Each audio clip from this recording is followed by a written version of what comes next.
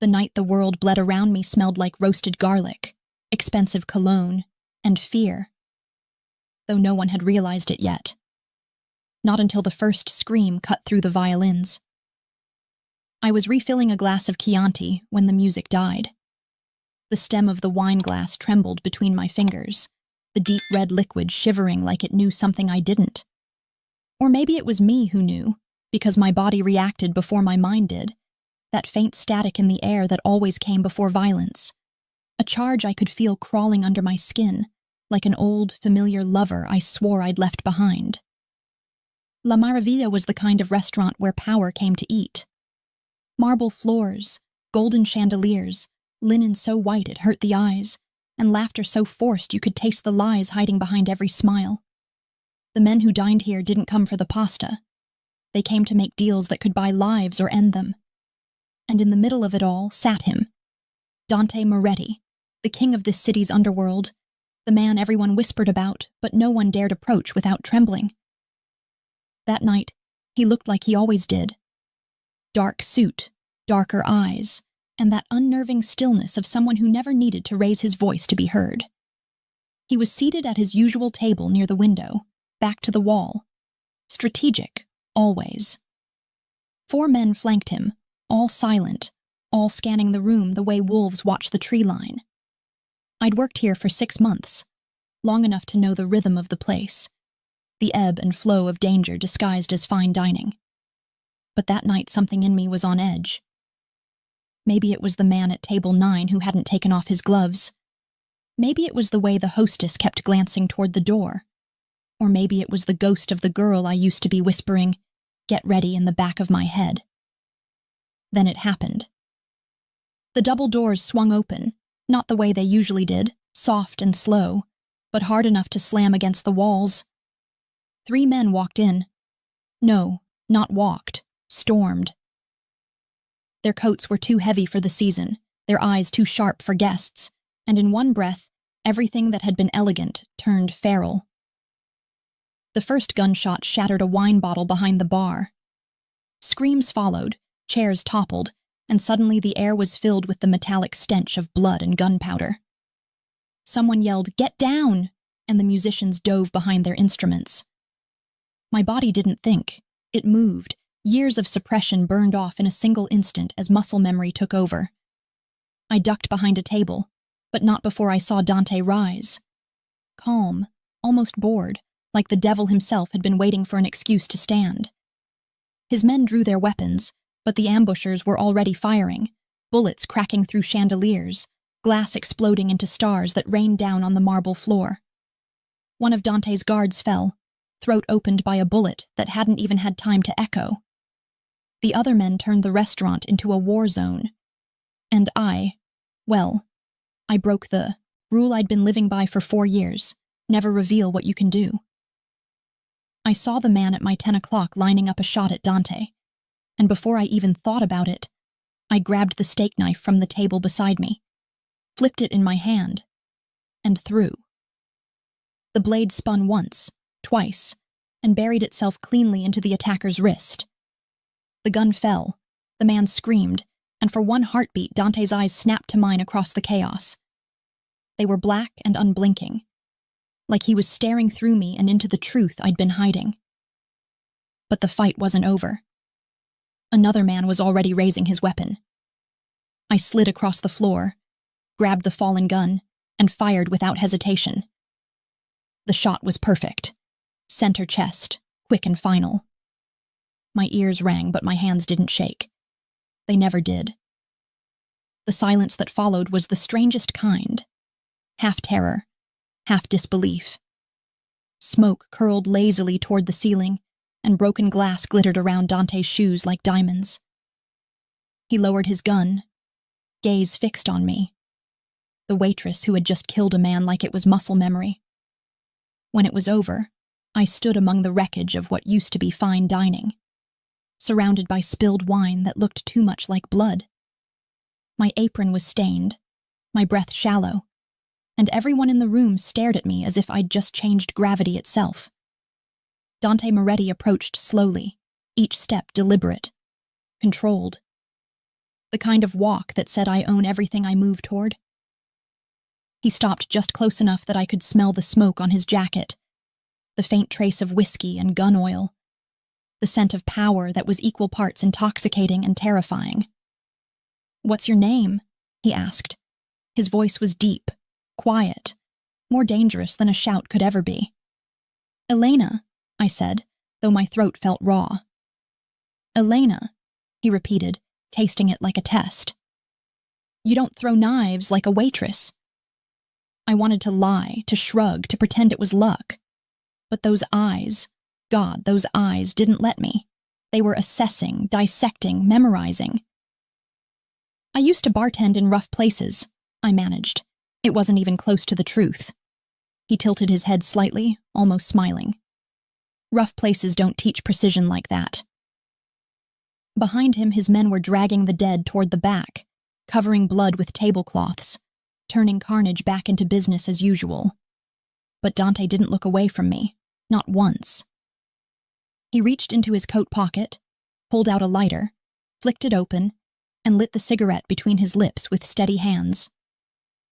"Sit," he said finally. "We need to talk." "I should call the police." He exhaled smoke and smiled faintly, like I'd told a joke he'd heard 100 times. "You really think the police come here, cara mia?" The word, "my dear," slid off his tongue like honey laced with poison. He sat, gesturing to the seat across from him. My body was shaking now, the adrenaline burning off, the old instincts screaming at me, to run, to disappear before my past found me again. But there was something magnetic about the way he looked at me, something that pulled instead of pushed. So I sat. The restaurant was eerily quiet now, the only sounds the clinking of glasses being cleared and the faint hum of a ceiling fan trying to push away the smell of death. He studied me in silence for what felt like hours. Finally, he said, "You saved my life tonight, Elena. That makes you valuable." "I don't want to be valuable," I replied before I could stop myself. He laughed once, softly. No one ever does, until they realize what it costs not to be. Something in the way he said it made the air colder. My heart pounded, not from fear, but from something darker, something that felt like recognition. Because I knew that look in his eyes, the one that saw not just who you were, but what you could be weaponized into. I'd worn that same expression once, years ago, in a life I buried. But maybe you can't bury who you really are. Maybe fate has a cruel sense of humor. When I stood to leave, he caught my wrist. Not hard, but firm enough to make it clear I wouldn't go anywhere he didn't want me to. His fingers were warm against my skin. "Come to my office tomorrow," he said. "You'll tell me who trained you." "I'm not coming," I whispered. He smiled that slow, deliberate smile again. "You will." He let go, and I walked out into the rain, each drop hitting my face like punctuation to a story I thought I'd already finished. But I could feel it in my bones. This was only the beginning. Because Dante Moretti didn't make requests. He made inevitabilities. And somewhere deep inside me, the part I'd spent years killing had just opened its eyes again. I didn't sleep that night, not even for a minute. Every time I closed my eyes, I saw the restaurant again. White tablecloth soaked red, flickering candlelight glinting off shattered glass, the flash of gunfire mirrored in the eyes of men who had come to kill. I saw Dante's face, too, carved from control and quiet violence, looking at me like he had seen a ghost he wanted to keep instead of exorcise. The rain outside my apartment window never stopped, and its rhythm on the sill sounded like footsteps, slow, deliberate, coming closer. By dawn, I had convinced myself I wasn't going to him. I told myself I'd quit, pack the little I owned, and vanish before the city even remembered my name. I'd done it before, after all. Reinvention was my only real skill. But the thing about people like Dante Moretti is they don't ask twice. And beneath the fragile calm I'd built around myself all these years, I knew what it meant when men like him said, "You will." By noon, there was a black car parked outside my building. Not flashy, not loud, but unmistakably out of place. Polished to a mirror shine, idling with quiet menace. A man in a dark suit leaned against it, smoking. Not looking at anything in, particular because he didn't have to. I didn't need a name to know who sent him. I stood at the window for 10 full minutes, watching the cigarette burn down to the filter, telling myself I could pretend I hadn't seen him. But when he raised his eyes to the window and nodded once, just once, I knew the pretending was over. So I went. The car smelled like leather and the faintest trace of gunpowder. The driver didn't speak. Neither did I. The silence between us felt like a weapon we both knew how to use. Outside, the city passed in gray streaks, the kind of dull daylight that made everything look washed out, unreal. Dante's office was inside a building I'd walked past 100 times without ever noticing. Discreet, unmarked. The kind of place that only existed for those who knew it did. The man at the door scanned me up and down, said something in Italian into his earpiece, and then stepped aside. The elevator ride was slow, deliberate, the hum of the motor oddly loud in the stillness. My reflection in the mirrored walls looked foreign, pale skin, tired eyes, hair pulled back in a neat knot that felt too formal for who I really was. For a moment I saw the woman I used to be staring back at me, the one who could kill a man before he blinked, the one who'd buried her own name. When the doors opened, Dante's world unfolded in silence and shadow. His office wasn't what I expected. No gold, no excess. Just black marble floors, bookshelves lined with leather, and a desk that looked like it had seen more confessions than a church. The air smelled faintly of espresso and smoke. He was there, of course, sitting behind that desk like it was a throne, jacket off, sleeves rolled to his forearms. There was a small cut on his temple from the night before, a thin line of dried blood he hadn't bothered to hide. Somehow that imperfection made him even more dangerous. "Elena," he said when he looked up, my name curling in his mouth like a secret. "You came." I didn't have much choice. He leaned back slightly, the corner of his mouth lifting. "Everyone has a choice. You made the right one." I stepped closer, refusing to let my nerves show. "If this is about last night, it is." He gestured to the chair in front of him. "Sit." I stayed standing. I did what anyone would do. "Anyone?" he echoed softly, tilting his head. "Anyone would throw a knife across a room with surgical precision and then pick up a Glock like it's part of her anatomy?" His tone wasn't mocking. It was curiosity disguised as threat. "I acted on instinct." "And where?" he asked, folding his hands together. "Does a waitress get those instincts?" The silence stretched. I could hear my pulse in my ears, that old familiar rhythm of fight or flight clawing at my ribs. "It doesn't matter where I got them," I said quietly. "It matters to me." He stood, and it was almost unfair how composed he looked. Tall, precise, not a hair out of place, even after everything that had happened. He walked around the desk slowly, like a predator that already knew you couldn't outrun it. "You saved my life," he said, stopping a breath away from me. "That means you're under my protection now." "I don't need your protection." He smiled without warmth. "Then consider it a debt. You saved me, so I owe you. But debts go both ways, Elena. I'll find out who you are, whether you tell me or not." I met his eyes, refusing to look away. "And if you don't like what you find?"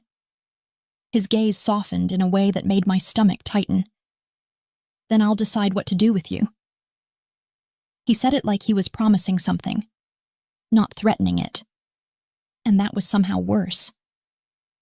I wanted to say something sharp, something that would cut through the tension, but my words tangled when he stepped closer, his presence filling the air between us until it was impossible to breathe. His cologne was faint, masculine, with that trace of smoke that clung to him like an afterthought. "Tell me," he murmured, almost gently. "Was that your first kill?" My breath caught. "No." The word slipped out before I could stop it. His eyes darkened, a glint of triumph there, as if I'd just handed him the first piece of a puzzle he intended to finish. "That's what I thought," he said softly, and then he moved away, as if he'd gotten what he wanted for now. He poured himself a drink from a decanter on the shelf, the amber liquid catching the dim light, and gestured toward the other glass. "You want one?" "I don't drink with men who point guns at people for a living." He chuckled lowly. "You'll find that limits your company in this city." He took a slow sip, eyes never leaving mine. "You're not afraid of me, are you?" I thought about lying, but there was no point. "No," I said, and it was mostly true. "I'm afraid of what you'll make me remember." That seemed to surprise him. He studied me in silence for a moment that felt longer than it was. Then quietly he said, "Whatever you've been running from, it found you the moment you walked into my restaurant." I wanted to deny it, to tell him I'd only ever wanted a quiet life, a clean slate. But deep down, I knew he was right. That night had awakened something I'd buried so deep it had almost died. He returned to his seat, folding his hands again, every movement deliberate. "I'm offering you a position," he said finally. "A position?" He nodded. "Security, personal. You'll work directly for me." I almost laughed. "You think I'm going to become your bodyguard?" "Not think," he said smoothly. "No." "You saved my life once, Elena. I prefer to keep people who do that close. I'm not interested." "Then consider what happens when the people who attacked me realize you were the one who interfered." The words hit me harder than I expected. He was right again. Of course he was. The men I'd fought last night weren't the kind to forget. I wasn't anonymous anymore. My face, my name, if I stayed, I was a target. He saw the flicker of realization cross my face and smiled that quiet, knowing smile. "You'll start tomorrow," he said simply, as if the conversation were over. "I haven't agreed to anything." "You don't have to." He stood again, walking to the window, his silhouette framed against the gray city beyond. "I'll have someone deliver your contract. Read it if it makes you feel in control." The arrogance in his calm made me want to scream. "You can't just decide my life for me." He turned then, eyes locking onto mine, voice soft but lethal. "Elena, someone already did, long before me. You just haven't realized whose game you're still playing." Something inside me twisted at that. Recognition, fear, fury, I couldn't tell. I wanted to walk out, to slam the door and never look back. But when I reached the elevator, my reflection in the mirror stopped me again. Because he was right. Running hadn't saved me before, and it wouldn't now. When the doors closed, I saw my own eyes looking back. Steady, haunted, and no longer entirely sure who they belonged to. As the elevator descended, one thought wouldn't leave me. Maybe Dante Moretti wasn't the danger. Maybe he was the mirror that finally showed me mine. I had always imagined that a prison would feel cold, metallic, full of echoes and iron bars, and men who laughed too loudly to remind themselves they were still alive.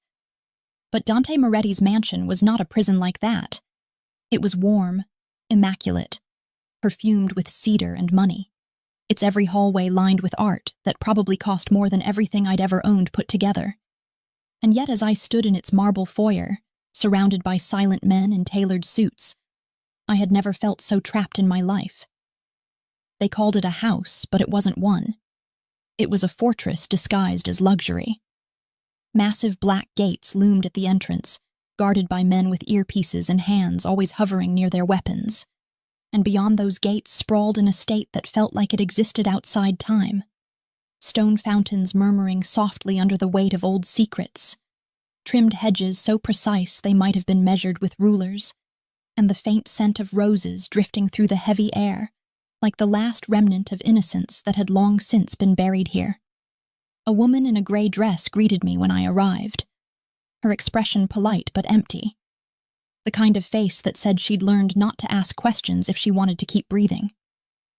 She led me through a corridor that seemed to stretch endlessly, each step echoing against polished floors, until she opened a door and gestured for me to enter. "This will be your room," she said, voice soft, eyes never meeting mine. It was beautiful, too beautiful. High ceilings, cream walls, a chandelier that cast soft light across the velvet curtains, and a view of the garden that looked peaceful if you didn't know how many men with guns were hiding behind those hedges. There was a wardrobe already filled with clothes that weren't mine, all neatly pressed, all in muted tones of black, white, and gray. It felt less like a gift and more like preparation, as if someone had already decided who I was supposed to become here. "Mr. Moretti will see you in the study at 8, the woman added before leaving, her footsteps fading down the hall until I was alone with the quiet hum of the air conditioning and the uncomfortable realization that I'd stepped into a world that didn't plan to let me out. I sat on the edge of the bed, staring at the folded clothes, my thoughts running in circles. Every instinct screamed at me to leave, to pack what little I had and slip through the servant's door while the guards changed shifts. But logic whispered that Dante Moretti didn't make idle threats. If he said the men who attacked him would come for me, they would. The only question was whether they'd find me before he did. By the time 8 o'clock arrived, I'd changed into a black blouse and slacks, clothes that fit so perfectly I almost hated them. I tied my hair back, looked in the mirror, and barely recognized myself. The woman staring back looked composed, controlled, like she belonged here. But her eyes, my eyes, were still wild underneath, like a cornered animal pretending to be tame. The study was at the end of another long corridor, guarded by a man whose nod was both respectful and warning. When I entered, Dante was standing by the window, sleeves rolled up again, hands resting casually in his pockets, as if this were his natural habitat, and I were just another piece of furniture he was deciding whether to keep. He turned when he heard me, and the corners of his mouth curved slightly. Not quite a smile, but close enough to make my pulse skip. "You came," he said. "You didn't really give me an alternative," I replied, my voice steadier than I felt. "That's not true," he said, walking toward me with that same deliberate grace that made every step feel like a statement. "You could have run, but you didn't." "Maybe I'm tired of running," I said before I could stop myself. His eyes softened, but only for a moment. "Then we understand each other." He gestured to a small table where 2 glasses of whiskey waited. I didn't move toward them, and he noticed, of course he did. Dante noticed everything. "You don't drink," he said. "Not when I don't trust who's pouring." That earned a faint laugh, low and genuine, though there was still something sharp behind it. "Fair enough," he said, then sat behind his desk, gesturing to the chair across from him. "Sit, Elena." I did. Not because he told me to, but because standing made me feel like I was preparing to run, and I was done running, at least for now. "I read your file," he said, leaning back. My pulse spiked. "What file?" He lifted one eyebrow, a glint of amusement in his eyes. "You didn't think I'd let someone with your skill set live under my roof without knowing who they are, did you?" I swallowed hard. "And what exactly did you find?" "Nothing," he said, and the word hung between us like a blade. "Which is more interesting than if I'd found something. You don't exist before 2 years ago. No social, no family, no trail. That takes effort. Or training." I forced a small shrug. "Maybe I'm just good at starting over." He leaned forward, resting his elbows on the desk. "You're more than that. You're good at surviving." His tone was quiet, almost admiring, and it disarmed me more than his threats ever could. "What do you want from me?" I asked finally. He studied me for a long time before answering. Loyalty, he said, and honesty. I laughed once bitterly. You don't get both. Not from people like us. That made him smile, slow and dark. Maybe that's why I want you close. Something flickered between us then, an electricity neither of us wanted to acknowledge but both of us felt.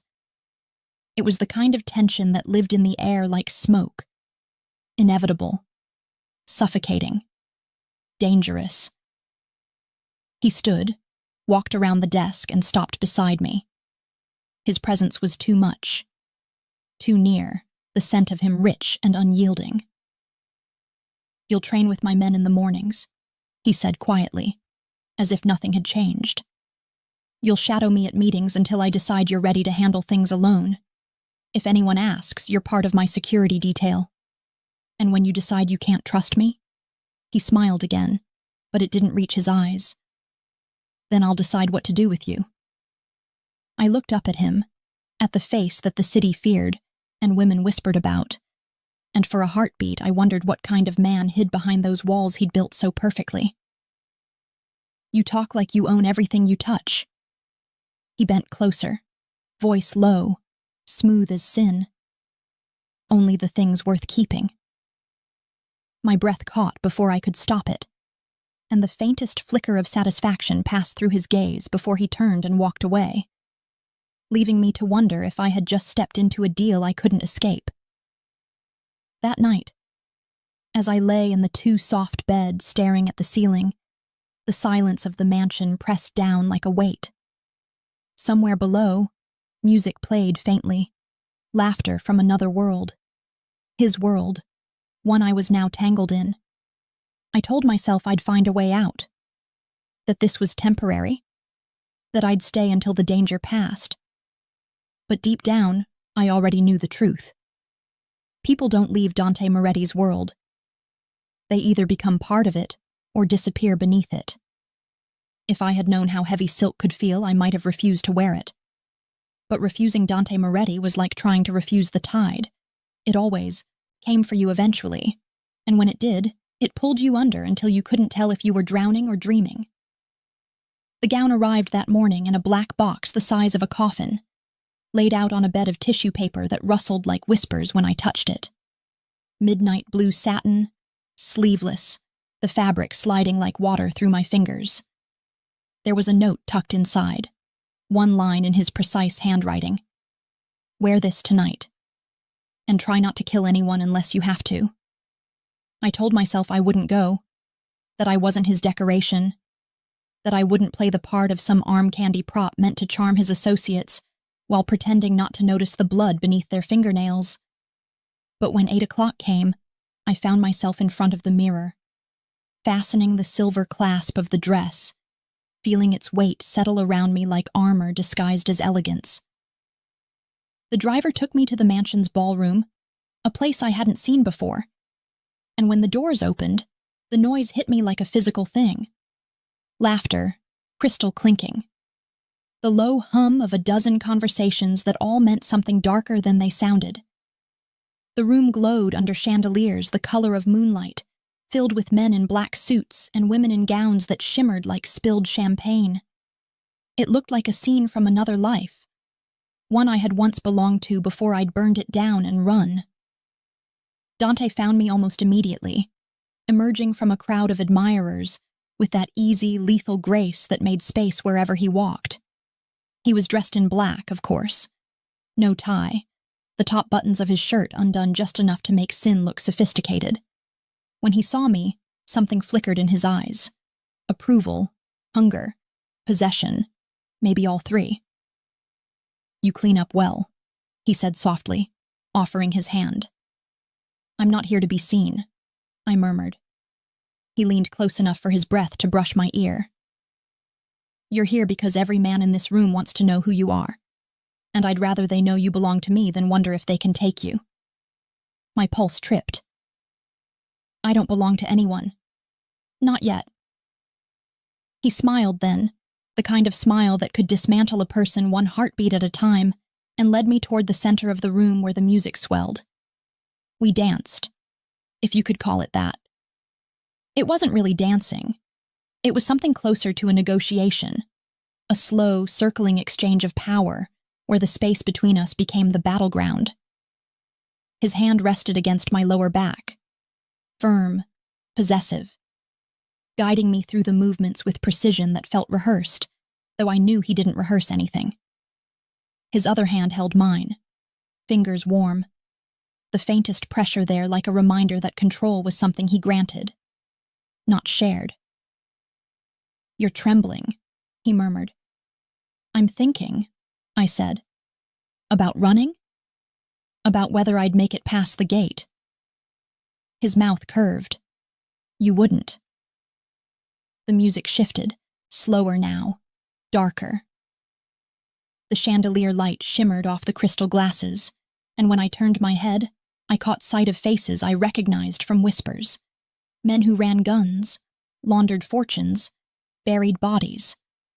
All of them watched Dante, some with respect, others with envy. And some, I realized, with calculation. That was when I saw him. A man near the bar, too still, too focused, pretending to sip champagne he hadn't touched. His posture was all wrong for a guest, too squared, too tense. His hand brushed the inside of his jacket once, casually, but I saw the outline beneath the fabric. A weapon. I stopped moving. Dante felt it immediately, his hand tightening on my waist. "What is it?" "Bar," I said under my breath, not looking directly. "Tall, gray suit, no ring. He's not here to drink." Dante didn't turn his head, but I saw the flicker in his expression. Calm, calculating, dangerous. "You're sure?" "Positive." He released me just slightly, his fingers sliding from my back in a motion that might have looked intimate to anyone watching, but was really a signal. Across the room, two of his men began to shift, their movements disguised beneath the swirl of the crowd. The assassin moved first. His hand went into his jacket, fast and precise, but I was faster. Without thinking, I grabbed the nearest wine flute, snapped the stem clean against the edge of a table, and hurled it. The glass caught him across the face, cutting deep, just as he drew the gun. The crowd screamed, chaos exploding like fireworks. Dante's men were on him in seconds, pinning him against the bar before he could fire, the weapon clattering to the floor. The music died, replaced by shouts and the metallic sound of fear. I stood frozen for a moment, chest heaving, the broken stem still in my hand, blood beating on my fingers where the glass had cut me. Then Dante was in front of me again, calm amid the storm, his eyes burning like dark fire. He took the glass from my hand, tossed it aside, and caught my wrist, his thumb brushing the smear of blood there. "You really can't go one evening without saving my life, can you?" he said quietly, his tone half amusement, half something else entirely. "I didn't do it for you," I whispered. "No," he said, and there was a softness in his voice that unnerved me. "You did it because you don't know how not to." He turned to his men. "Get him out, quietly." Within minutes, the scene was being cleaned, blood mopped, glass replaced, the guests ushered toward the terrace with free champagne and reassurances that everything was under control. The orchestra struck up again, hesitant but obedient. Dante didn't let go of my hand. He led me out of the ballroom and down a quieter hall, the noise fading behind us until all that remained was the sound of our footsteps and the pounding of my heart. In the dim light, he stopped, turning to face me. His expression was unreadable, but his eyes, those eyes, were full of something raw, something I couldn't name. "You see things before anyone else does," he said. "Moves, danger, intent. That's not luck, Elena. That's training. I told you I used to work in rough places." He smiled faintly. "You keep saying that like you think I'll believe it." He stepped closer, his voice low, dark velvet. "Tell me the truth. Who taught you to fight like that?" "I don't talk about the past." "Then I'll find someone who will." He lifted my chin with one finger, forcing me to meet his gaze. "But until then," he said softly, "you stay by my side. You're safer where I can see you." My throat tightened. Safer, or easier to control? He didn't answer, only looked at me with that quiet intensity that made everything else fade away. Then after a moment he said, "Sometimes they're the same thing." And as he turned and walked away, leaving me standing alone in the golden glow of the corridor, I realized something terrifying. I wasn't afraid of Dante Moretti anymore. I was afraid of what I might become around him. I couldn't sleep that night, though the house was silent and the world outside wrapped in the soft hush of rain. Sleep had become a stranger lately, one I couldn't quite trust, because every time I closed my eyes, I saw Dante's face, the sharp cut of his jaw, the shadow in his eyes, the way his voice could slide through my thoughts and take root like a secret I'd never wanted to keep. I wandered the halls barefoot, the marble floors cold beneath my skin, the distant hum of the security system, the only sound breaking the stillness. Somewhere down the corridor, music was playing, low, slow, a haunting cello drifting through the darkness like smoke. I followed it, not because I meant to, but because it pulled at me, the way everything about him did. He was in the study, sitting in the half-light with a glass of whiskey in one hand and his other resting against the arm of the chair, like he owned the night itself. The firelight painted gold across his face, turning his expression into something both beautiful and dangerous, the kind of look that made you forget what fear was until it was too late. "You should be asleep," he said, without looking at me. "I could say the same to you," I replied, my voice softer than I meant it to be. He glanced up then, eyes catching mine, and for a heartbeat, neither of us spoke. The silence between us wasn't empty. It was heavy, electric, full of all the things we hadn't said, but both felt clawing under the surface. "Drink?" he asked finally, lifting the decanter. "No," I said, stepping closer. "I came to ask you why you brought me here." He smiled faintly, but it didn't reach his eyes. "You already know why. Because I saved your life? Because you made me curious." That startled me more than any threat would have. "Curious?" He stood then, moving toward me, with the kind of slow, deliberate grace that always made my heart forget how to beat. "I've seen killers," he said, voice low. "Cold, calculated, broken men who take lives like they're collecting coins. But you don't kill because you like it. You kill because it's what you were made for, and you hate that about yourself. You hide it behind aprons and small smiles and the illusion of normalcy. But when it comes down to it, you're more like me than you want to admit." I froze, every muscle tense. "You don't know me." "Then tell me," he said, stepping close enough that I could feel the heat of his body. "Who are you, Elena?" For a moment, I almost did. The truth burned on my tongue, aching to escape. The years of training, the missions, the name I'd buried. But then I saw the flicker of something in his gaze, that familiar hunger for control, and I shut the door on it again. "I'm no one," I whispered. He smiled, but it wasn't kind. "You're a terrible liar."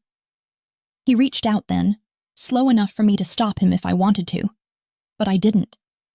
His hand brushed my jaw, fingers tilting my chin upward until I was looking straight into his eyes. They were endless, dark, dangerous, the kind of eyes you could fall into and never find your way out. "I don't trust people easily," he said quietly. "But when I do, I expect the same in return." "You don't want trust," I said, breath catching. "You want control." He didn't deny it. "Maybe they're the same thing to me." "Then you're sicker than you think." He laughed once, low and sharp, and the sound sent a shiver down my spine. "Probably. But so are you." His thumb traced the corner of my mouth. Slow, deliberate. I should have pulled away, I should have said no. Should have reminded him and myself that this was wrong, that nothing good came from people like us colliding. But when he leaned in, the space between us disappeared, and for one suspended heartbeat I forgot who I was supposed to be. The kiss wasn't gentle. It was hungry, brutal, desperate. A clash of defiance and surrender. I tasted whiskey and fire and something far too real. My hands found his shirt, clutching at the fabric as if it could anchor me, and his fingers tangled in my hair, pulling me closer until I could feel his heartbeat hammering against mine, unsteady, human, betraying the calm mask he always wore. When he finally pulled back, his breath was ragged, and his eyes looked like storm clouds about to break. "That's why I brought you here," he said, voice rough. "Because I wanted to know if you'd fight me or match me." "And which was that?" I asked, my voice trembling. "Both." I stepped away, trying to steady myself, trying to remember why I had come here at all. "You think this means something," I said, forcing the words out. "But it doesn't. I'm not one of your conquests, Dante. I'm not another piece on your chessboard." He tilted his head, studying me with that quiet intensity that made everything else fade away. "You think I see you as a piece? That's all you see, people you can use." Something flickered in his expression, something raw and wounded that almost made me regret saying it. "Maybe that's true," he said softly. "But what if I told you that for once, I'm not sure which of us is using the other?" The question hit harder than I wanted it to. I turned away, needing distance, needing air. The fire crackled behind me and I stared into it, trying to ignore the way my hands still trembled. "You should stay away from me," I said finally. "You don't know what I've done." "I don't care what you've done," he said, "only what you'll do next." His footsteps moved closer again, but he didn't touch me this time. He just stood behind me, close enough that I could feel his breath on my neck. "You can keep your secrets," he murmured. "For now. But know this, Elena. You can't hide from me forever. When I decide to open you up, I'll find every piece you've buried." I closed my eyes, hating that part of me wanted to believe him, hating that I wanted him to. When I finally turned to face him again, he was already watching me with that calm, unreadable expression, the one that made me feel like the rest of the world didn't exist. "Good night, Dante," I said, my voice barely more than a whisper. He smiled faintly, but it wasn't amusement this time. It was something darker. "There's nothing good about it," he said. "Not when you're walking away." I left before I could change my mind, my heart pounding, my skin still burning where his hands had been. The corridor felt endless, the silence suffocating. And yet beneath the chaos of emotion twisting inside me, one thought pulsed like a secret I couldn't shake. Maybe it wasn't chains that bound me to him. Maybe it was recognition. And that terrified me more than anything. I told myself I would keep my distance after that night, that I would remember who Dante Moretti was, and what kind of man he would always be. But distance inside his house was an illusion, because his presence filled every inch of it. The scent of his cologne lingering in the hallways, the echo of his voice through the marble corridors, the weight of his name pressing against the air like a shadow I could never quite step out of. Days blurred into each other in that place. Mornings began with training, endless drills, target practice, combat routines that brought back memories I'd spent years trying to bury. Dante's men didn't speak to me much. They watched instead, curiosity mixed with caution. I was the boss's new mystery, the woman who'd appeared from nowhere and saved his life twice. They didn't know whether to respect me or fear me, and so they settled for both. Dante rarely joined those sessions, but when he did, the world seemed to rearrange itself around him. He would stand at the edge of the training room, arms folded, eyes fixed on me with the kind of focus that made my pulse trip. He never spoke while I worked, but I could feel his gaze like heat on the back of my neck, assessing, learning, memorizing. When I made a perfect shot, he'd say nothing, just that faint curl of his lips, subtle and infuriating, as if my precision was proof of something he'd already known. But what I didn't expect was the quiet. The longer I stayed in his house, the more I realized that beneath the chaos of his empire, there was an emptiness to Dante Moretti that no amount of power could fill. He was surrounded by men, wealth, fear, but he lived like a ghost haunting his own kingdom. One afternoon I found him in the library. It was a vast room, all dark wood and towering shelves, sunlight filtering through tall windows in thin golden lines that dust motes drifted through like tiny secrets. He was sitting at the far end of the room, a glass of whiskey untouched on the table beside him, a book open in his lap but unread. "Did you ever finish it?" I asked, stepping inside. He didn't look up. "Finish what?" "The book. You've been pretending to read the same one for 3 days." That made him glance at me, the faintest hint of surprise softening his features. "You keep track of what I read?" "I keep track of everything," I said, moving closer. "Old habits die hard." He smiled without humor. "I doubt yours ever will." I sat across from him, crossing one leg over the other, the leather chair creaking softly beneath me. "You look tired." He tilted his head slightly. "You sound like you care." "Maybe I do," I said before I could stop myself. "Maybe I'm just trying to understand the man who keeps pretending he doesn't bleed." Something flickered in his eyes. Anger, maybe, or pain, or the kind of vulnerability he refused to acknowledge. "There's nothing to understand," he said quietly. "I built what I had to because no one else would protect what mattered." "And what mattered?" He didn't answer right away. He set the glass down, the sound sharp against the table, and leaned back in his chair, gaze distant now. "My brother," he said finally. "Luca. He mattered." I hadn't expected that. "What happened to him?" He laughed softly, bitterly, the sound scraping something raw. "He betrayed me.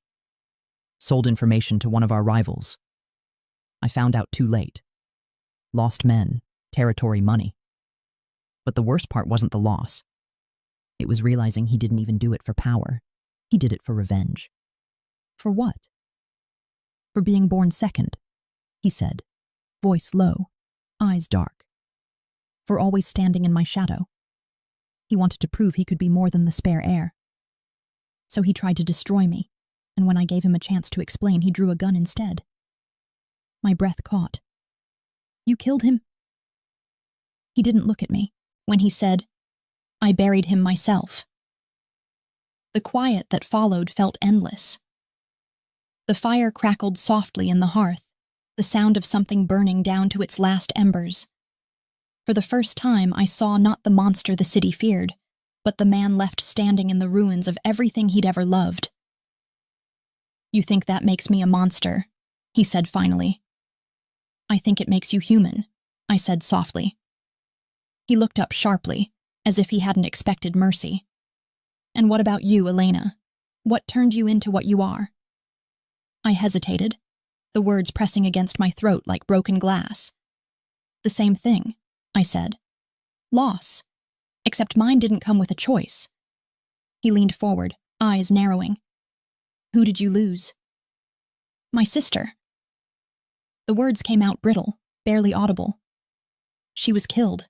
I was 16. They said it was an accident, but I knew better. It was deliberate. She got in the way of something I didn't understand back then. So I joined the people responsible, thinking if I got close enough, I could destroy them from the inside. But when I tried, I realized I'd become one of them instead." Dante's expression softened, and for a moment, the walls between us cracked. "You wanted revenge," he said quietly. "I wanted justice," I corrected, though the difference felt meaningless now. "But justice doesn't exist in our world, only power, and by the time I learned that, I'd already done things I can't undo." He didn't speak.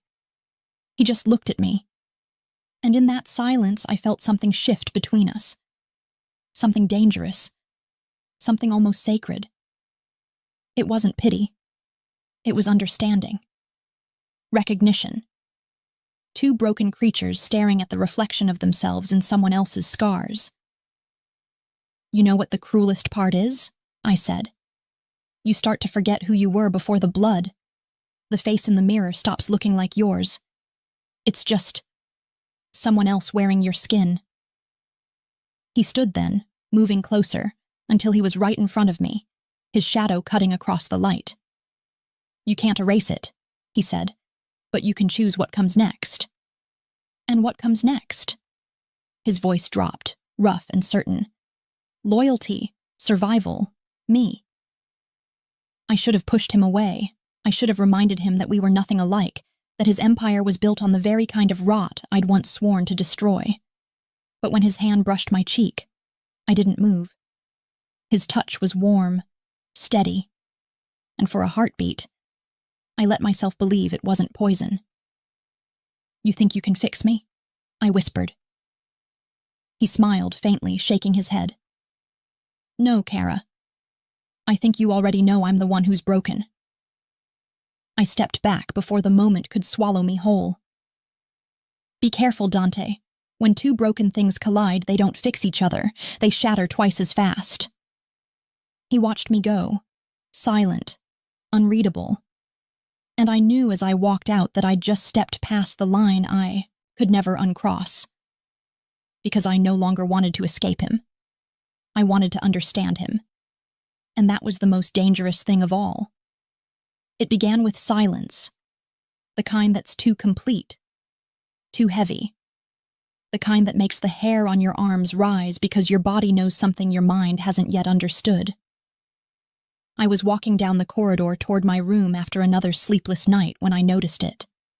No distant music, no guards murmuring at their posts, no footsteps echoing on the marble. Just silence, deep and absolute, pressing in from every side. Then the lights flickered. I stopped, breath catching, that old instinct roaring awake like a sleeping animal that had just remembered how to hunt. The second flicker came with a low hum, a sound buried beneath the walls, electrical, rhythmic, wrong. Somewhere in the distance, glass shattered, and that's when I knew. They had found us. I turned and ran toward the east hall, the direction of Dante's study. As I moved, the world around me shifted from stillness to chaos. Shouts echoing. Gunfire cracking through the night. The air thickening with smoke and fear. Men were yelling orders in Italian, boots pounding against marble, and then the first explosion hit. The floor trembled under my feet, the sound like thunder tearing through the earth. A wall of fire erupted somewhere below, sending heat rolling up the corridor. I stumbled, caught myself, kept running. When I reached the study, the doors were already open, splintered from the blast. Dante was there, of course, standing behind his desk with a gun in one hand and fury in his eyes. "Stay down!" he barked, firing at the men flooding through the shattered window. I dropped to the floor just as bullets shredded the air above me, the scent of gunpowder burning sharp in my lungs. I crawled behind the desk, heart hammering, and looked up at him. He was bleeding, nothing major, a graze across his arm, but his expression didn't flinch. He looked like war itself, beautiful and terrible. "How many?" I shouted. "Too many," he said through clenched teeth. "Inside and out." He fired again, 2 shots, both precise. "They cut the power, breached the south wall. They'll be in the main hall any minute." I grabbed a fallen pistol from the floor and checked the magazine, half full. "Then we move." His gaze flicked toward me, dark and fierce. "You're not leaving my side." I wanted to argue, to tell him I wasn't his to protect. But the look in his eyes wasn't arrogance this time. It was something else. Something that almost looked like fear. So I nodded. We moved fast, weaving through corridors thick with smoke. The sound of distant gunfire guiding our path. Twice we had to duck behind statues as bullets ricocheted off marble, the air exploding into shards of stone and flame. The mansion I'd once thought indestructible was crumbling piece by piece around us. At one point, a man appeared at the end of the hall, weapon raised, but before Dante could shoot, I stepped forward and fired first. The recoil jolted up my arm, the shot clean and final. Dante looked at me for half a heartbeat, surprised, maybe proud, and then we kept moving. When we reached the grand staircase, the heat was unbearable. Flames licked up the walls, devouring paintings and silk drapes, smoke curling through the air like ghosts of everything this place had been. Bodies lay across the floor. His men, theirs, all blurred together in the chaos. We stopped at the landing, catching our breath. Below us, more enemies swarmed the hall, their shouts mixing with the roar of fire. Dante's men were outnumbered, pinned behind overturned furniture. He glanced at me. If we go down there, we die. Then we don't go down. I pointed toward the opposite wing. There's a service stair behind the kitchen. We can flank them. For a second, he just stared at me, eyes burning through the haze. Then he nodded. Lead the way. We ran. The corridor was half collapsed, the walls cracking under the strain of heat, but the service stairs were still intact. I led him through the narrow passage, our footsteps echoing in the confined space, the fire's glow chasing us from behind like a living thing. Halfway through, another explosion rocked the building, the shockwave knocking us both off balance. Dante grabbed my arm, pulling me back before a chunk of ceiling crashed where I'd been standing. The impact threw us together, his body against mine, heat and dust, and the sound of the world falling apart around us. You all right? He asked, his voice rough. Fine, I managed. You? He smiled faintly, blood trickling down his temple. Still breathing. When we finally reached the other side, the air was cooler, clearer. We emerged behind the kitchen, empty now, the chaos all concentrated near the main hall. From here, we could see the courtyard through the shattered glass doors. 3 SUVs, engines running, men outside shouting orders in a language I recognized but hadn't heard in years. My stomach dropped. They're not just mercenaries, I said. They're from the DeLuca Syndicate. Dante's expression hardened. Luca's allies. The realization hit us both at the same time. This wasn't just revenge, it was an execution. I looked at him, at the blood on his shirt, the firelight flickering in his eyes, and something inside me made the choice before I could stop it. Get to the cars on the North Drive, I said. I'll hold them here. He turned on me instantly, furious. No. Dante, I said no. He grabbed my arm, dragging me closer. You think I'm letting you play martyr while I run? You don't get to decide who dies for me. Someone has to stay, I snapped, voice breaking. If they get past us, none of your men make it out alive. The fury in his eyes burned away, replaced by something raw.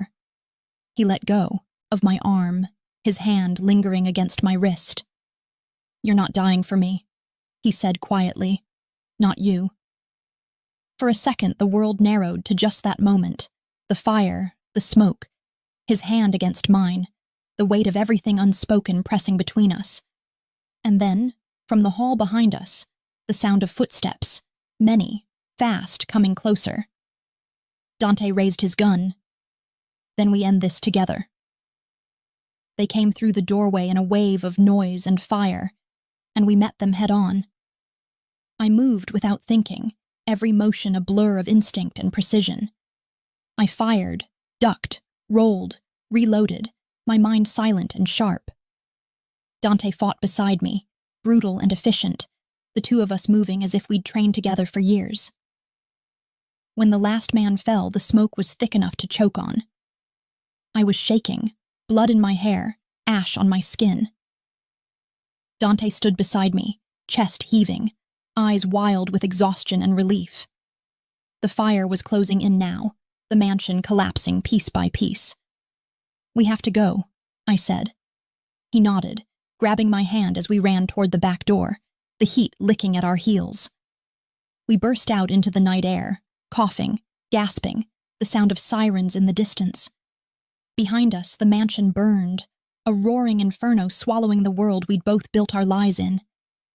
And as the flames rose higher, I realized what terrified me most wasn't that we might die tonight.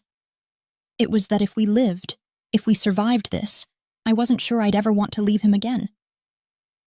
By the time dawn broke, the mansion was nothing but smoke and ash. The fire had eaten through the night like hunger itself, leaving behind only the twisted skeleton of what used to be Dante's empire, a blackened ruin against a gray sky. The sirens had faded hours ago, and the world was quiet again. Too quiet. The kind of silence that comes after destruction, when even the air seems afraid to move. We'd escaped through the woods, half blind from the smoke, half alive from sheer will. My lungs burned, my arms ached, and there was blood, his and mine, dried in uneven streaks across my skin. The forest was cold, damp, alive with the sound of crows picking over the carcass of what we'd left behind. Dante didn't speak for a long time. He walked ahead of me, his shirt torn, a gash along his side bleeding through the fabric. But his steps were steady. He was a man who refused to acknowledge pain, as if denial could bend the laws of his own body. When we finally reached the abandoned cabin nestled deep among the trees, he stopped, turned, and looked at me with eyes that had forgotten how to rest. "We stay here until my men regroup," he said, voice rough from smoke. I nodded, too tired to argue.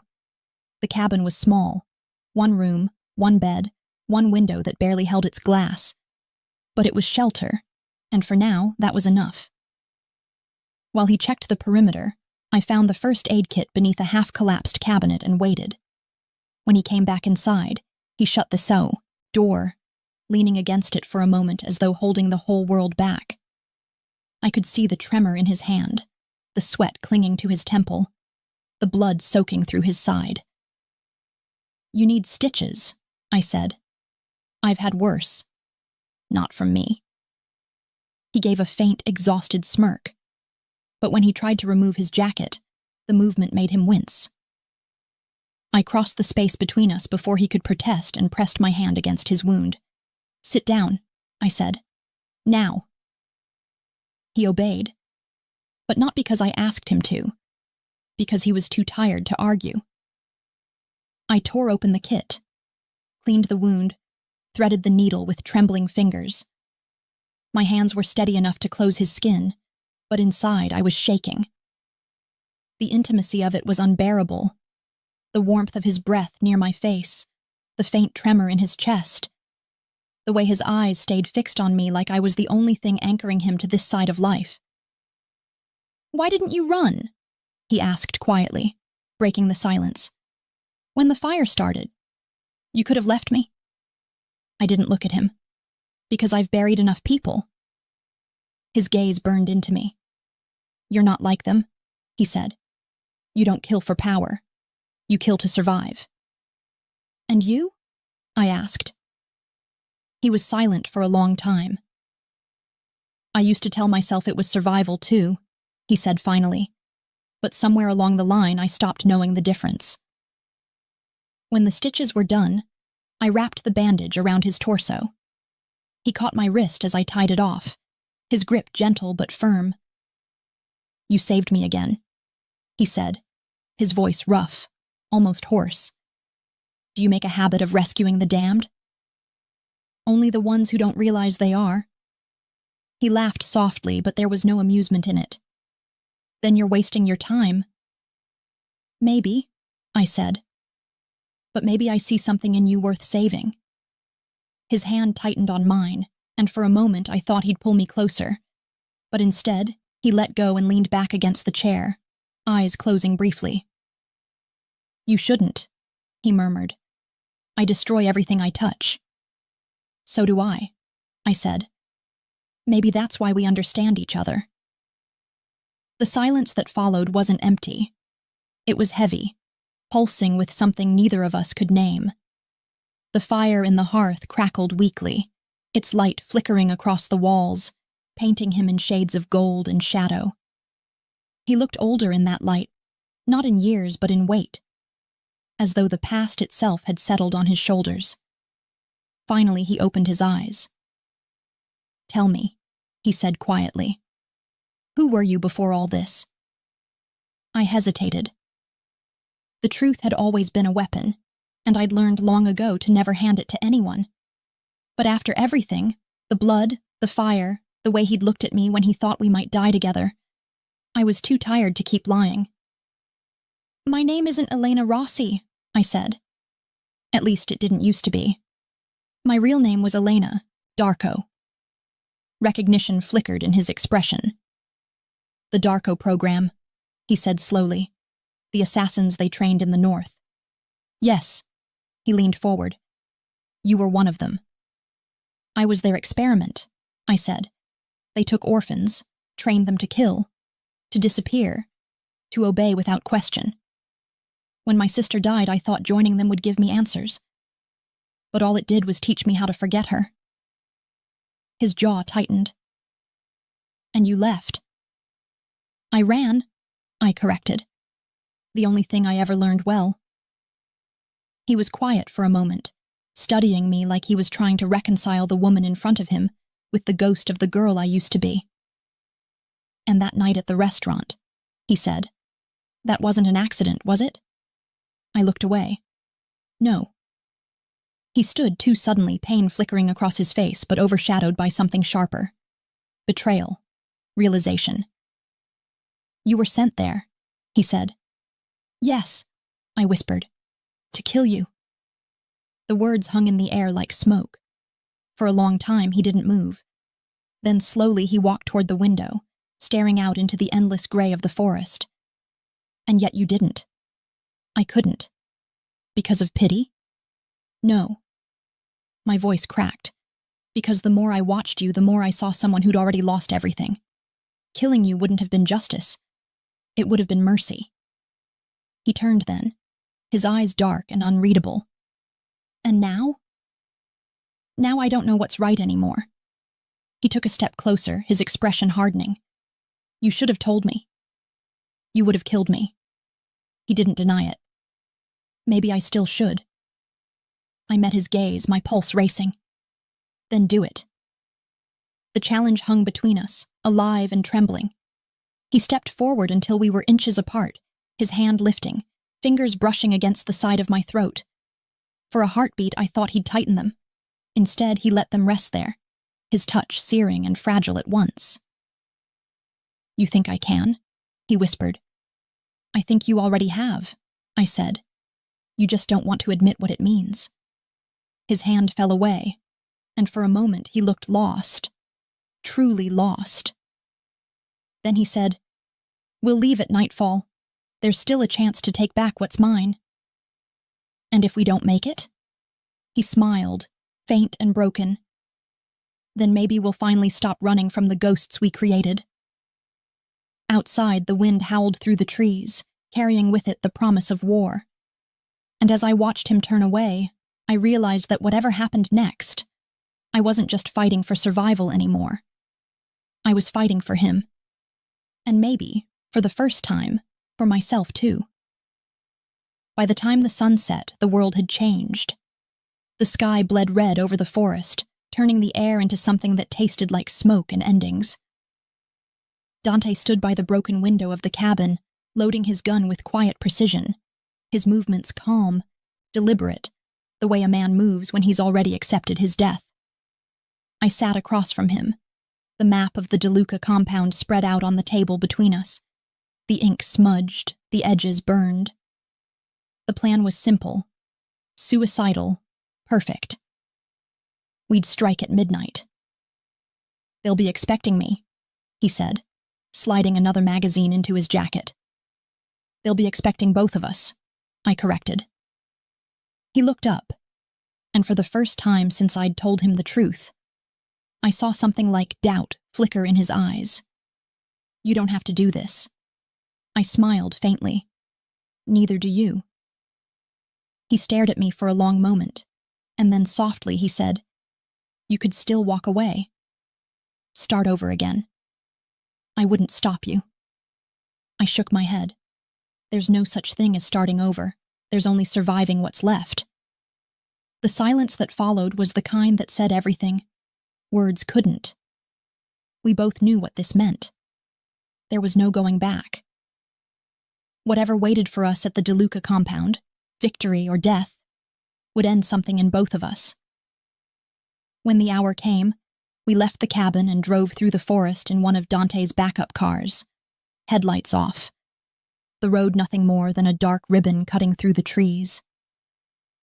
The night was cold, the kind that made your breath visible, and every exhale felt like a confession.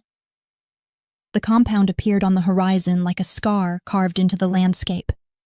High fences, floodlights, armed guards pacing the perimeter.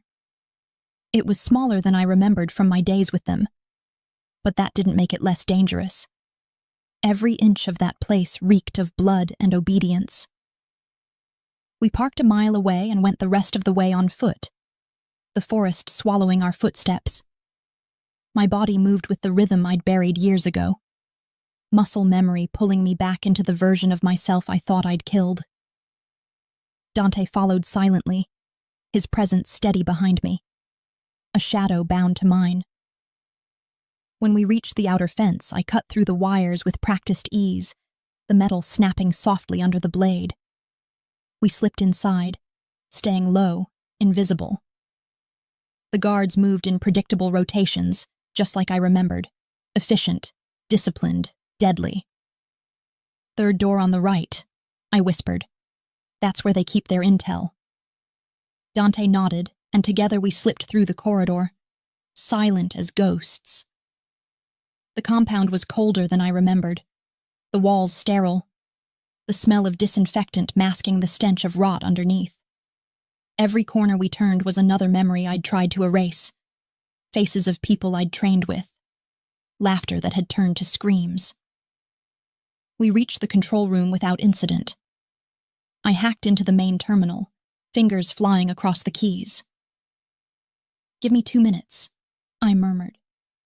"I can pull their files, locations, contacts, everything." Dante stood guard by the door, gun raised, every muscle taut. The screen flickered to life, lines of data scrolling faster than I could read. For a second, everything felt almost possible. Then the alarm blared. "Shit," I hissed. "They've got motion sensors wired to the backup grid." The hallway erupted with footsteps and shouts. Dante fired first, his shots echoing down the corridor, precise and controlled. I yanked the drive from the port, stuffed it into my jacket, and grabbed another gun from the table. "Go," he shouted. We ran.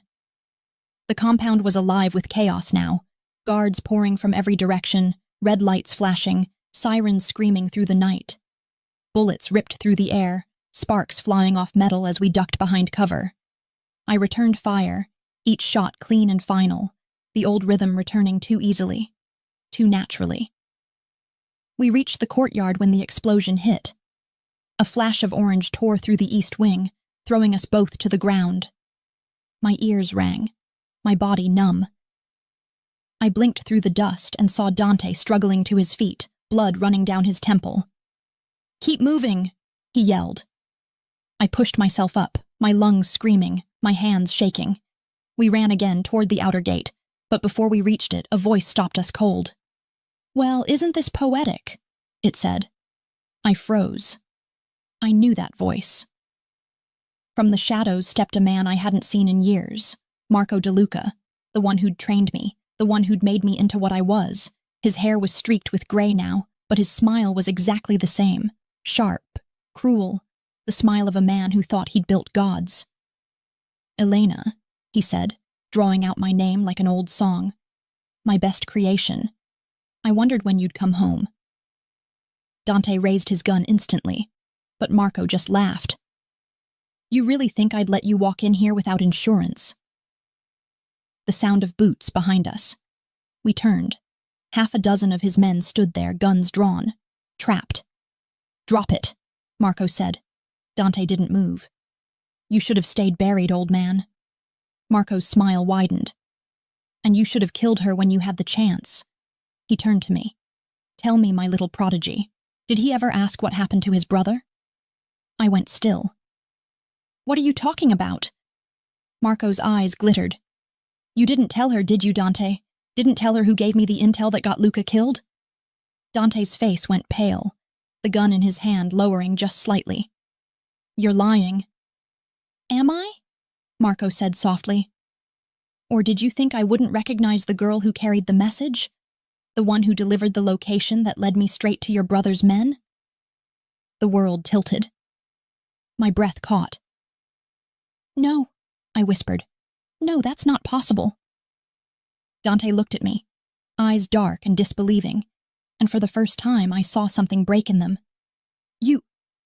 I didn't know, I said desperately. They told me it was a courier job. I didn't. But it was too late. The words hung between us. Poisoned, irreversible. Marco's laughter filled the courtyard. You see? The same girl who saved you twice is the one who killed your blood. You're welcome. The next second was chaos. Dante turned and fired, rage igniting in his eyes, and I moved before I could think, ducking behind cover as bullets ripped through the air. I took out 2 of Marco's men, but the rest kept coming. Dante was hit once, twice, shoulder, leg, but he didn't stop. Marco went down with a final shot to the chest, his laughter dying on his lips. The silence that followed was deafening. I crawled to Dante's side. He was on his knees, blood soaking through his shirt, his gun slipping from his fingers. Don't you dare, I said, grabbing him, shaking him. Don't you dare die on me. He looked at me, his eyes dark and glassy. You killed him, he whispered. You killed my brother. Tears blurred my vision. I didn't know, Dante, I swear I didn't know. He laughed, soft, broken. Fate's funny like that. His hand came up, trembling, brushing my cheek. Get out of here, he said, before they finish what we started. I'm not leaving you. You already did, he murmured. His eyes closed, and for one terrible moment I thought the world had ended right there in my hands. The world didn't end with the explosion of a gunshot, or the hiss of a dying man's breath, but with the sound of rain falling on blood-soaked ground. Steady, indifferent, as if the sky had already seen too much of us to bother mourning anymore. I remember holding Dante's body in that courtyard, my hands slick with his blood, my throat raw from screaming his name, though I knew, even before he went still, that he was slipping away. There was a quietness to death that I'd forgotten, a kind of cruel peace that makes you realize the world keeps breathing even when the person you love stops. I don't know how long I sat there. The compound burned around us, men shouting, fire devouring the walls that had held so many ghosts. But I didn't move. I couldn't. I stared at his face. The same man who'd terrified a city, who'd kissed me like sin, who'd seen through every mask I'd ever worn. And all I could think was that he looked younger now, softer, almost free. His blood was warm on my hands, but cooling too quickly. And in that slow, fading heat, something inside me began to break apart. When I finally stood, I did it because I had to. The living always do. I took his gun, his ring, the drive from my jacket pocket, and I left him there because staying meant dying. And he'd told me to go. I didn't remember walking through the gates or the forest or the fields beyond, only that by the time the sun rose again, I was miles away, barefoot, burned, and covered in ash. For 3 days, I hid. The drive I'd stolen was the only thing that kept me from unraveling completely. Inside it was everything Dante had been fighting for. The names of the men who'd betrayed him, the money trails, the allies who'd turned enemies. It was the skeleton key to the empire he'd built, and the one that had tried to destroy him. And part of me, the part he'd awakened, the part that had learned to love him even when she shouldn't, knew I couldn't let it die with him. So I didn't. I went underground, changed my name again, moved like smoke through the veins of a dying city, following the ghosts he'd left behind. Each night I hunted another man from the list, watching their fear bloom when they realized the waitress from La Maravilla had become something far worse. I thought revenge would feel like closure, but it didn't. It felt like slow suffocation, like drowning in someone else's sins until you couldn't tell which were yours anymore. Sometimes, when I closed my eyes, I still heard him. His voice, low and rough, saying my name the way no one else ever would. Elena. The way he said it had always sounded like a promise and a warning all at once. Weeks passed, maybe months. Time didn't mean much anymore. The news whispered about the Moretti collapse, about the mysterious deaths of the De Luca loyalists, about how no one had seen the boss's body. Some said he'd burned in the fire. Others swore he'd escaped, wounded, hiding somewhere, waiting for the right moment to return. I didn't believe any of it. You can't kill a legend by burning down his house. But a man like Dante, he wasn't made to fade quietly. He'd either rise from the ashes or haunt them forever. One night I found myself back in the city, standing outside what was left of La Maravilla. The restaurant was gone now, boarded up, the gold letters of its sign half melted, the scent of smoke still faint in the air. I don't know why I went there. Maybe because it was where everything began, or maybe because I wanted to feel close to him one last time. I sat on the curb, the city lights flickering like tired stars, and I thought about the woman I'd been before that night. The quiet waitress who thought she could outrun her past, who didn't know that salvation sometimes comes disguised as ruin. Funny place to haunt, a voice said behind me. My heart stopped.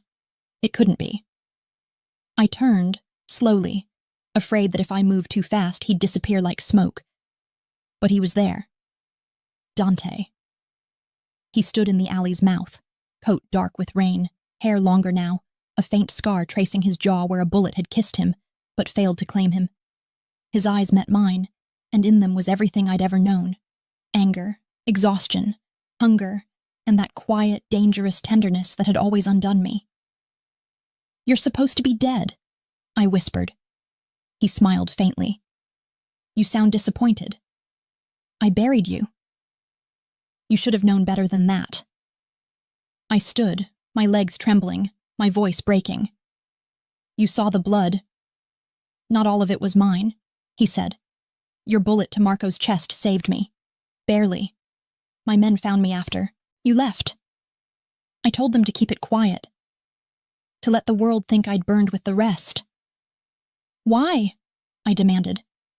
"Why disappear?" "Because I had to see what the world would do without me," he said. "And because I needed to know what you'd do without me." I laughed, half sob, half rage. "You think this is a game?" "No," he said softly. "It's the end of one." He stepped closer, slow, careful, as if afraid I'd vanish this time.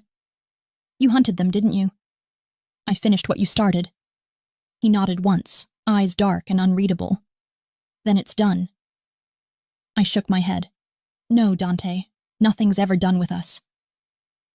For a long time, we just stood there in the rain, the world quiet around us except for the sound of water hitting concrete. When he reached out, his hand hesitated before it touched my face, as if he was asking permission to exist again. And I let him. His fingers were cold, his touch trembling. But it was real.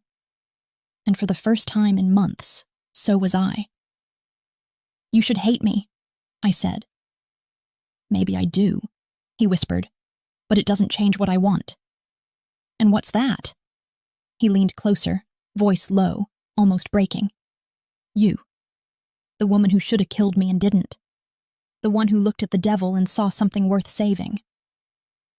I wanted to tell him that saving him had destroyed me, that I'd lost everything trying to become the person he believed I could be. But the words tangled in my throat. Because even now, even after everything, I couldn't hate him. I could only love him in the way that fire loves oxygen, completely, dangerously, without reason. He kissed me then, slow and desperate. Rain running down our faces, washing away the ash and the ghosts. It wasn't forgiveness. It wasn't redemption. It was survival, the only kind we knew. When we finally pulled apart, he rested his forehead against mine. "What happens now?" I asked. He smiled, small and tired. "Now we disappear. For real this time. And after that?" "After that," he said, "we see if people like us can learn how to live without killing what we love." I wanted to believe him. Maybe I did. As we walked away from the ruins of the restaurant, hand in hand, the rain falling harder now, I looked back one last time. The street was empty, the city silent, and for the first time since I could remember, I didn't feel like I was running anymore. Maybe the waitress died in that fire. Maybe the assassin did too. What remained was something else entirely. Someone new, someone forged in blood and forgiveness. Dante once told me fate was just another word for what we deserve. I think he was wrong. Fate is what's left when everything else burns away. And sometimes, if you're lucky, it gives you a second chance to rewrite the ending.